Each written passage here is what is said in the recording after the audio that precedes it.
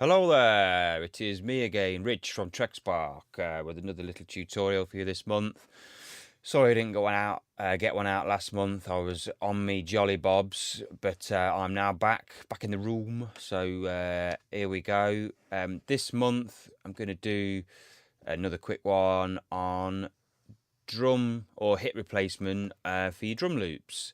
The reason being is you might have a drum loop you really like, but just don't like the sound of the kick or the snare or the hi-hat or whatever. But and the reason why you would sort of replace it, you could layer up over it, but it might cause mix issues because obviously you're doubling up on frequencies.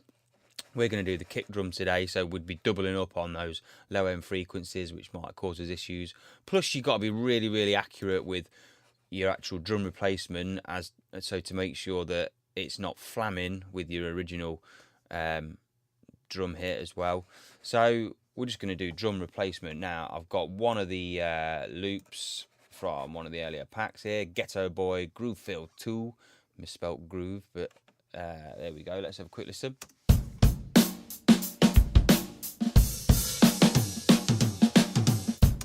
Now, there we go. I only like this first bar, so I'm going to just delete this second bar and just use the first bar. Now, first thing, I'm going to get my loop into splices, into hit splices. So I'm going to go in and get my hit points and just make sure that they're all there. Come on then. Right, so each transient, each hit has a hit point on it now. I'm going to edit these because then slightly out. Just bear with me 1 second. I'm just going to pull that in there. I'm going to pull that one out there. I'm going to pull that one back there. This is the second side of the loop here, so which I just deleted. We don't want that anyway. I think there's another one out. What's this one doing? Oh yeah, that one there. Look, that one's way out. Okay. Everything else looks okay. Okay, right. There we go. So I've got all my hit points, and I'm going to just create the slices. So now we can see each individual hit. You can see the little lines going down vertically. Each one is its own individual splice now, whatever. Right, so next thing to do is mute out this bar 6 is the one that I just deleted a minute ago. It's reappeared. Right, so here we go. I'm just going to mute out the kick drums. Boom. Right, I'm just going to put a little fade on the end here and a little fade on the snare, a tiny one on, because I don't want to lose any attack. Let's put a big fade on there because it looks dodgy, and a tiny one on this one. Let's zoom in a bit closer. There we go. So I should, in theory, have the same loop minus the kick. There we go. What I'm going to do is copy it over so that I've got 2 instances of it.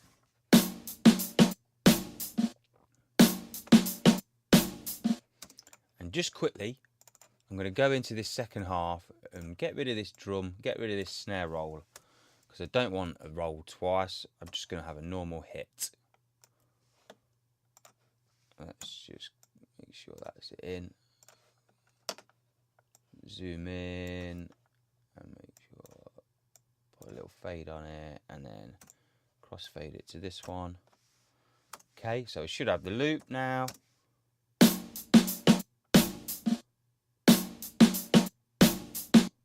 Right, so 1 drum roll, 1 snare roll, 1 snare hit.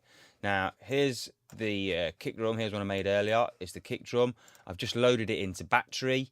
Any drum sampler, will do, anything. Or you could even drag in a wave and put it on a new audio channel. But let's have a quick listen to the kick drum that I've chosen.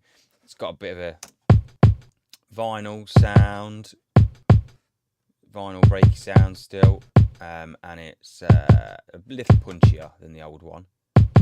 I've also put an extra hit in on the end just here, just to vary the loop up a little bit. So let's have a listen to my kick drum replacement.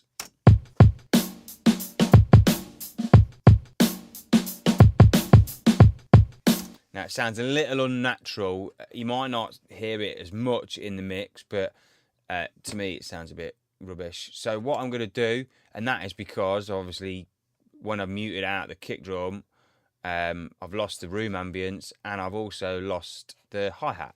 So I'm going to duplicate my loop and just unmute the kicks. I'm going to delete everything else. Unmute the kick. Okay. So, and I'm just going to copy that over again. Copy it out. Let's mute this.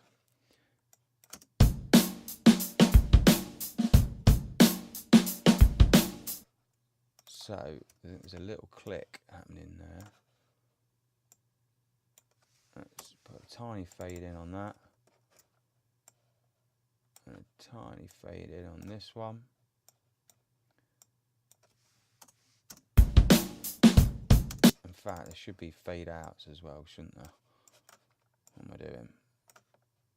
What am I doing? Okay, that one's alright. That should be alright. Same with this side. Let's put a little fade out. And I've got my fade in there, so it should be okay. In theory now, even though I've muted the kicks off this top channel, I've put them back in on this second channel, so it should sound the same. There's a tiny thing happening here. Be really quick with this. Let's bring that back because there's a gap. And then same with this one. Sorry guys. Bit of super quick editing. Right.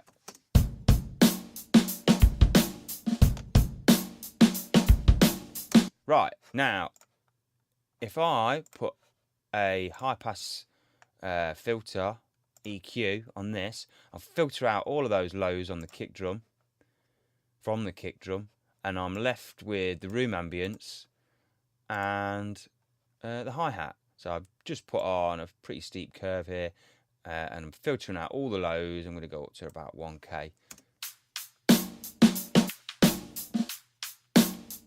So I'm still left with the hi-hat and a bit of room, but no kick drum. Now if I put in my new kick drum,